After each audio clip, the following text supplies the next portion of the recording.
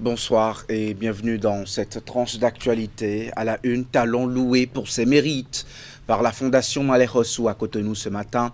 Dans une cérémonie d'hommage suivie de prières, le locataire sortant de la marina est applaudi pour son magistère par les membres et sympathisants du Creuset. Ils ont aussi prié pour la paix à l'occasion de la présidentielle d'avril. Prières, actes de dévotion à Dieu auxquels les acquis au cercle dénommé Initiative Synergie Ouadani se sont également prêtés dans la matinée de ce mercredi. Ils ont imploré les bénédictions célestes sur toute la période électorale dès ces instants au profit de la victoire du duo candidat de la mouvance en place, Ouadani Talata. À suivre également la déception des supporters sénégalais à l'annonce de la déchéance des Lions de la Teranga du titre de champion d'Afrique, la décision de l'organe d'appel de la Confédération africaine de football consacrant depuis hier le sacre du Maroc après les incidents de la finale n'est pas du goût des soutiens de l'équipe nationale du Sénégal vivant au Bénin. La Fondation Malek-Rossou a organisé ce mercredi une cérémonie d'hommage en l'honneur du chef de l'État à la mosquée centrale de Zogbokwé dans la ville de Cotonou.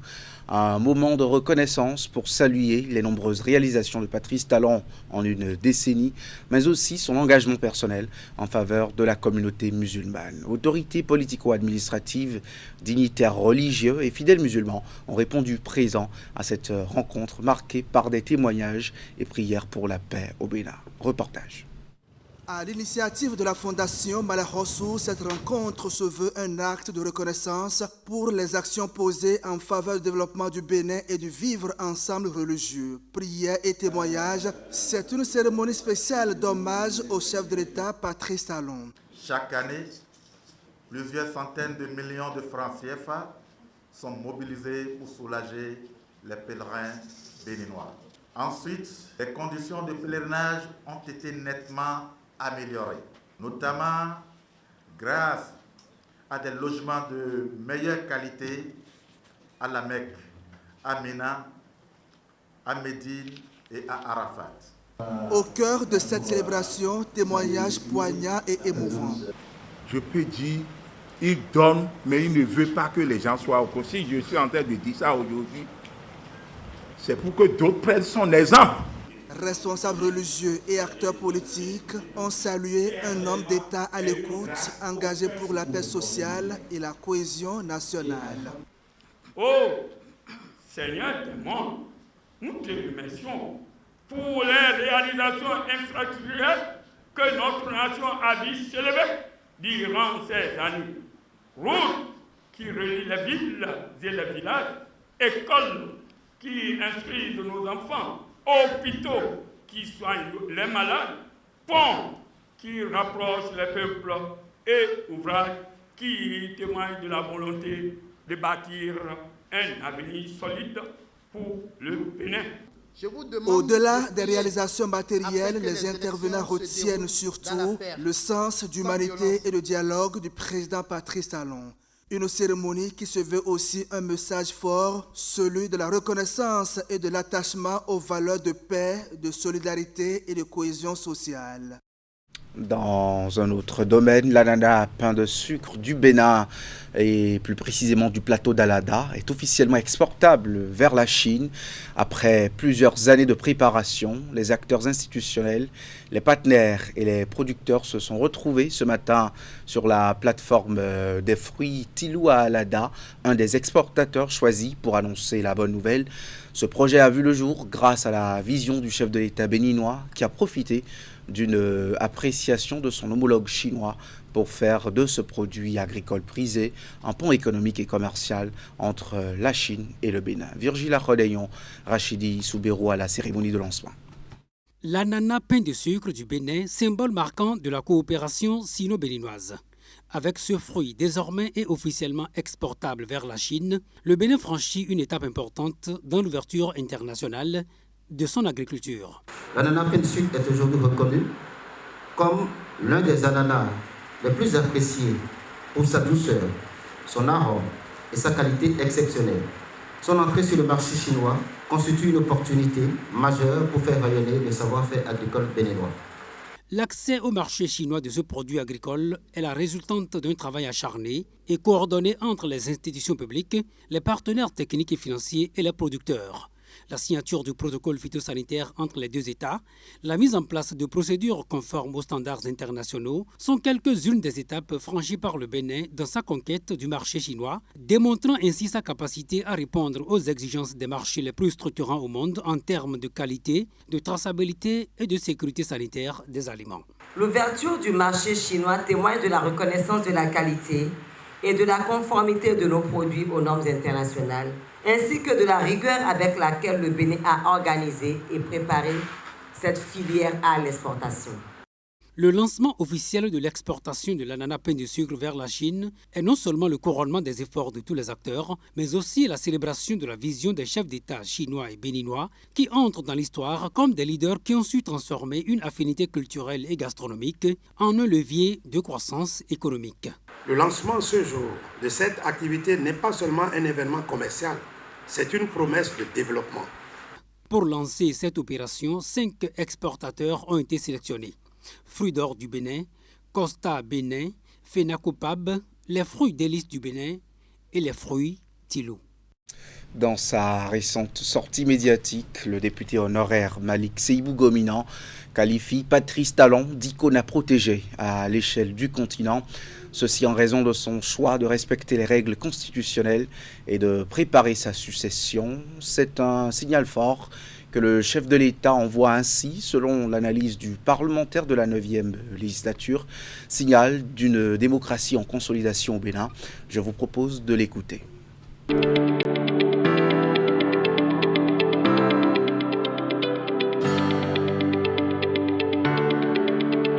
Les tendances régionales et même africaines, c'est le maintien des présidents au pouvoir. Il suffit de regarder même dans notre sous-région et tout le monde le constate. Mais plutôt que de s'inscrire dans cette logique, le président Patrice Talon, lui, il a choisi de partir, de transmettre le témoin. Et donc, c'est une chose assez rare. C'est une exception démocratique, le Bénin. Et par rapport à cela, on doit lui rendre hommage. Hommage parce qu'il aurait pu, au regard de ce qui se passe dans la sous-région, au regard de ce qui se passe en Afrique, chercher à se pérenniser au pouvoir. Mais il a fait un autre choix, celui de l'avenir, celui d'offrir une chance à la jeunesse et aux femmes de ce pays. Et donc, par rapport à cette décision, nous devons lui rendre les hommages qui sont mérités et le saluer et dire que le peuple béninois est assez reconnaissant par rapport à ce choix qu'il a fait pour l'avenir.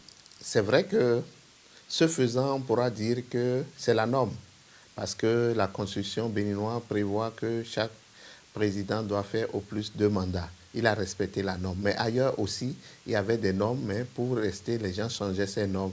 Lui n'avoir pas été tenté par cela, on doit pouvoir lui dire merci et donc dire qu'il plante les racines qui demain donneront un avenir radieux à tout ce peuple-là. Cela fait de lui une icône à protéger. Et voilà pourquoi les Béninois doivent pouvoir le manifester dès le 12 avril en sortant massivement pour accomplir leur vote. Une façon pour le peuple béninois de dire merci au président Talon pour l'œuvre gigantesque qu'il a eu à faire et surtout pour le fait qu'il porte les sillons du Bénin de demain qui se fera par d'autres, notamment celui qui sera élu le 12 avril prochain.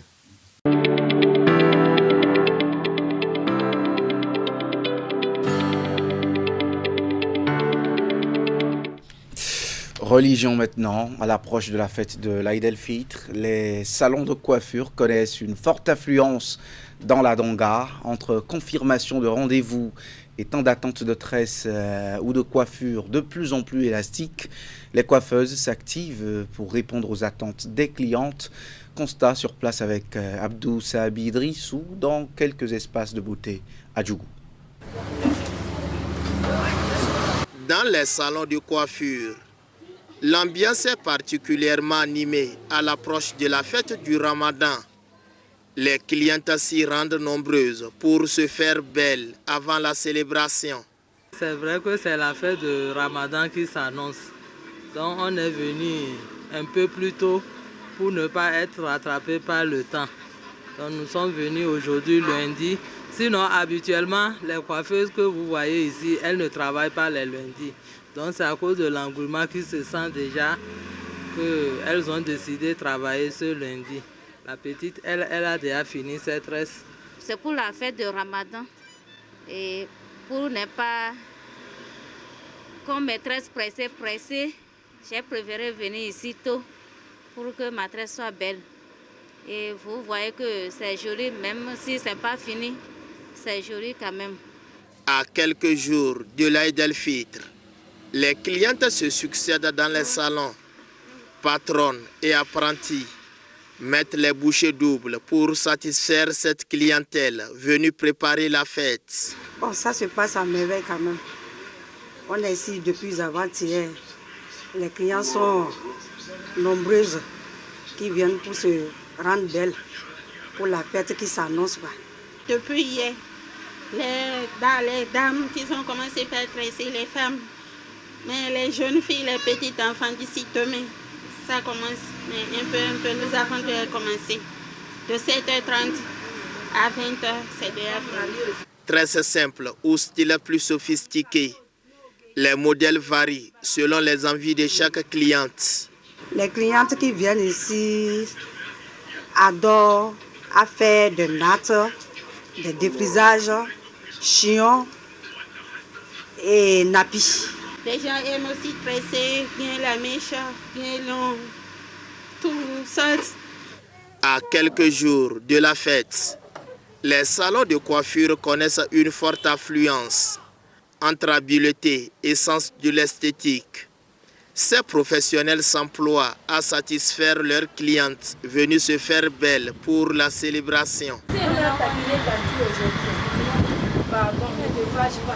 Du côté des couturiers, les machines tournent à plein régime dans les ateliers. Les maîtres artisans et les jeunes apprentis travaillent d'arrache-pied pour respecter les délais de livraison. On retrouve Abdou Sahabi Idrissou qui a sillonné quelques-uns de ces ateliers pour nous. À Djougou, l'activité est inhabituelle dans les ateliers de couture. Ici, comme ailleurs, le rythme de travail est soutenu. Les machines tournent sans arrêt. Les patrons s'activent pour honorer les commandes des clients, dont les goûts et les modèles varient. Ces derniers temps-là, tout se passe très normal. On travaille de jour et la nuit. Donc moi, avec mes apprentis, on travaille du matin jusqu'à l'aube. Donc nous travaillons. C'est pour satisfaire les clientes.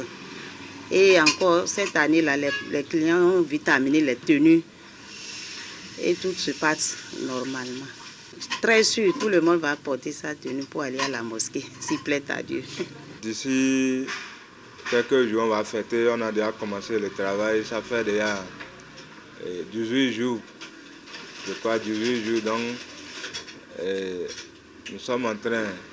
Et aussi, je vais demander aux populations aussi, comme c'est déjà un programme qui est déjà fixé, actuellement, on travaille le jour comme la nuit pour pouvoir satisfaire nos clients, pour qu'ils puissent porter aller pour prier avec. À l'approche de cette fête, très attendue par les fidèles musulmans, les couturiers ne manquent pas de travail. On pensait qu'il n'y a pas l'argent, mais vraiment, il y a l'argent. Les clients ont amené beaucoup de tenues. Donc souvent, les gens ont amené les bassins et les grands pains de 100 et quelques mille pour faire les bombas. Aujourd'hui, les gens commandent plus le goût de l'oc et d'antiquité. Donc cette année, c'est un peu différent que l'année passée. Les gens viennent, beaucoup même. Dans ces ateliers de couture, la pression monte à mesure que la fête approche, mais pour ces artisans, pas question de décevoir les clients. Entre passion du métier et sens de l'engagement, ils mettent tout en œuvre pour livrer les tenues à temps.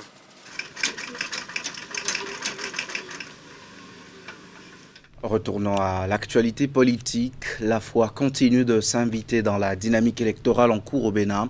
À Cotonou, des acteurs réunis au sein du Creuset Initiative Synergie Wadahi ont organisé une séance de prière et de bénédiction pour accompagner le duo Wadahi Talata de la mouvance.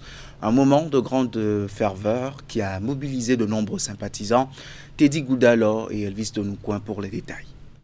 À quelques semaines de l'élection présidentielle, les initiatives de soutien se multiplient autour du duo candidat Wadahi Talata. À Cotonou, le Creuset dénommé Initiative Synergie Wadahi a organisé une séance de prière et de bénédiction en faveur du duo Wadahi Talata. Nous nous levons avec responsabilité pour accompagner le duo Wadahi Talata, porteur d'une vision de continuité, de paix et de développement pour notre pays. Que nos prières endogènes ouvrent les chemins, que l'unité guide nos pas. Avant chaque étape de la vie de notre communauté, nous invoquons Dieu, nous honorons les ancêtres et nous sollicitons la sagesse des forces spirituelles qui protègent notre terre.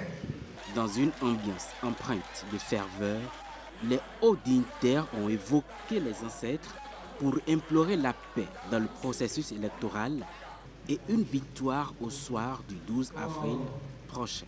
Chants, invocations et bénédictions ont marqué cette rencontre spirituelle qui a mobilisé plusieurs sympathisants. Vénérés dignitaires, en élevant vos prières et en évoquant les bénédictions aujourd'hui, vous posez un acte qui dépasse les personnes et les circonstances. Vous appelez sur notre pays la paix. Composé de divers mouvements et associations, Initiative Synergie Wadahi se présente comme un rassemblement citoyen engagé pour accompagner la candidature du duo. À travers cette démarche, ses membres entendent placer leur engagement politique sous le sceau des ancêtres, tout en appelant à un scrutin apaisé et transparent. On en est maintenant à ce grand rassemblement des délégués des mouvements et associations de soutien au duo Wadahi Talata à Abomey. Le rendez-vous est organisé par la plateforme des mouvements et associations de soutien au duo de la mouvance. C'est un symbole pour réitérer le soutien aux candidats et surtout sensibiliser les populations en nombre au vote du 12 avril. La rencontre a été l'occasion de rappeler les progrès enregistrés ces 10 dernières années. Imet Hélène Moussou.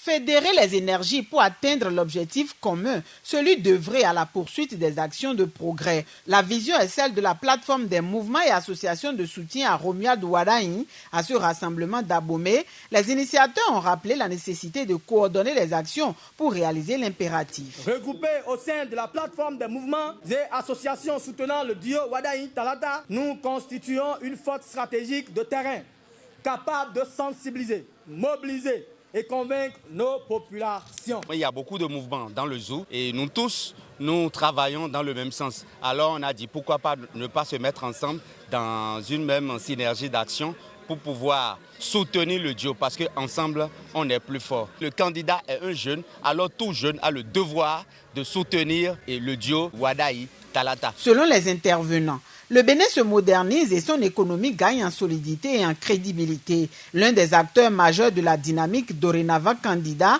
mérite la confiance de la jeunesse en vue de perpétuer les actions en cours. Que nous nous lançons un défi pour que nous puissions avoir le meilleur taux de participation et qu'après les élections, que la commune qui va donner le meilleur taux de participation va être la commune qui va être primée. Soyez mobilisés pour que lors des campagnes et au soir du 12 avril, le département du Zou arrive en tête parmi les 12 départements du pays.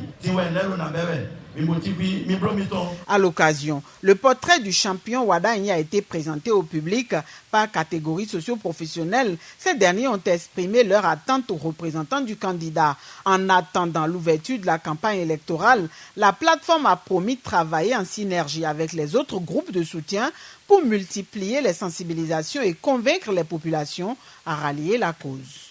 Les nouveaux maires et secrétaires exécutifs des 9 communes du Zou se familiarisent au rapport entre les organes communaux et la tutelle de la préfecture.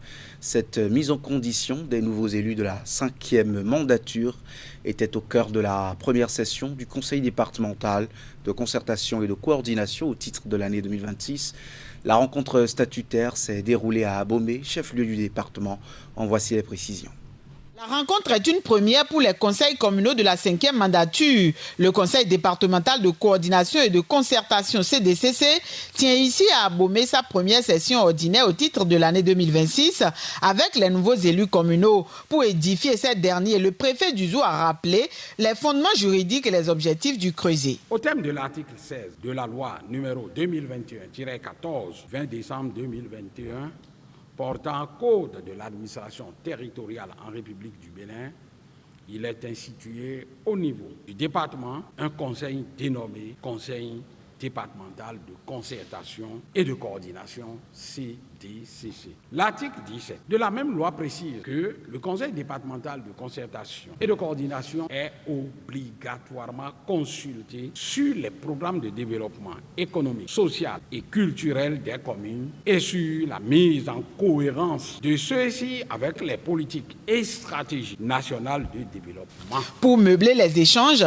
l'assistance a eu droit à une communication sur la présentation des attributions des organes communaux et pouvoirs de tutelle des communes conformément au code de l'administration territoriale en République du Bénin. Les discussions qui ont duré des heures ont aussi permis de revenir sur certaines difficultés, les succès et insuccès de la précédente mandature, notamment dans certains domaines. Il nous a invités également aussi à s'approprier de ces tests, à les lire de manière profonde pour que notre septennat ne soit pas un septennat basé sur le non-respect des tests. Et je pense qu'il nous faut nous mettre d'aller au-delà de cette séance pour lire et apprendre. Pour la circonstance, une attention particulière a également été accordée au programme des cantines scolaires, de même que les actions à réaliser pour améliorer son impact. Pour finir, le rôle des conseillers communaux dans la préservation de la paix a été souligné, ceci pour que se poursuivent dans la quiétude les actions de développement à la base. La grosse actualité du football africain pour finir cette édition. Les supporters sénégalais à Cotonou sont indignés par la décision de l'organe d'appel de la Confédération africaine de football CAF, donnant le Maroc vainqueur de la dernière CAN. La décision tombée dans la soirée d'hier déplaît aux férus du football engagés derrière le Sénégal, qui reste en l'état, déchu de son second titre. Il compte ses supporters sur la diligence des autorités politiques sénégalaises et celles en charge du football. Suivons-les. C'est vraiment une aberration. Moi, je n'ai pas pu fermer l'œil de la nuit hier. Donc, il faut que nos autorités compétentes du Sénégal fassent diligence pour que l'ordre soit rétabli. Sinon, c'est une honte pour l'Afrique. C'est notre chose. La CAF, c'est notre chose. C'est à nous de décider. Mais d'autres décident à notre place. Donc, faisons bloc contre ce genre de tricherie, d'ignominie. Bon, le Maroc était le pays hôte. Nous sommes venus en tant qu'invités, équipe invitée.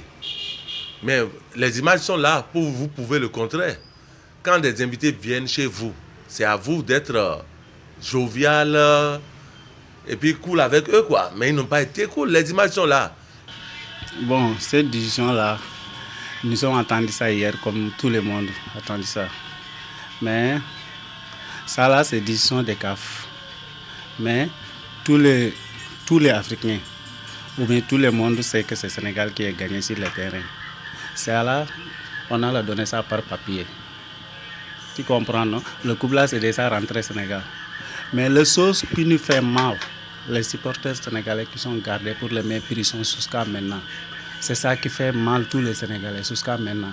Mais le couple là, tout le monde sait que c'est déjà rentré. On fait l'effort, les supporters du Sénégal qui est là-bas, tous sont à l'aise, on rentre dans notre pays. C'est pas logique. La CAN, ça a été joué parfaitement et on a remporté la coupe comme ça se devait. Mais la décision finale, je ne comprends plus. Parfois, je trouve que le football est quelque chose organisé et c'est quelque chose qui n'est pas bien. C'est pas bien pour la nation, c'est pas bien pour le monde, c'est pas bien pour l'Afrique non plus. Le Maroc, là, ce qu'il fait là, ce n'est pas normal. J'ai déjà gagné. J'ai amené le coupe à la maison. Après, on fait quoi? Ce qu'il fait là, ce n'est pas du tout normal. Même les Sénégalais qui ont attrapé au Maroc là, est-ce que ça c'est vrai? Qu'est-ce qu'on fait? On ne fait rien. Mais Dieu est là. Voilà, ils s'en remettent à la Providence. Ce sera tout pour cette édition. Merci de l'avoir suivi. À 20h, la conquête de l'électorat est en débat dans l'info continue. Merci d'être au rendez-vous sur Canal 3 Bénin.